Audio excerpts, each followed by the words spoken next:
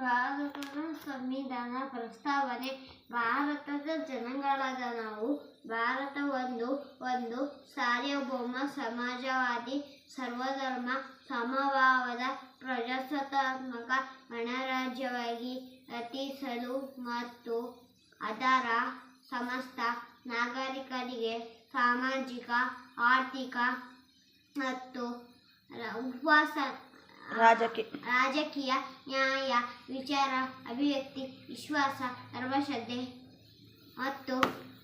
ಉಪಾಸನಾ ಸ್ವಾತಂತ್ರ್ಯ ಸ್ಥಾನಮಾನ ಹಾಗೂ ಅಖಂಡತೆಯನ್ನು ಅವಕಾಶ ಸಮಾನತೆ ದೊರೆಯುವಂತೆ ಮಾಡಲು ವ್ಯಕ್ತಿ ಗೌರವವನ್ನು ರಾಷ್ಟ್ರದ ಏಕತೆಯನ್ನು ಹಾಗೂ ಅಖಂಡತೆಯನ್ನು ಸುನಿಶ್ಚಿತಗೊಳಿಸಿ ಅವರಲ್ಲಿ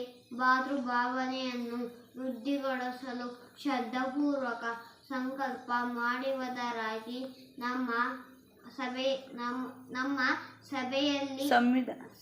ಸಂವಿಧಾನ ಸಭೆಯಲ್ಲಿ 1999 ಇಸವಿ ನವೆಂಬರ್ ತಿಂಗಳ 26ನೇ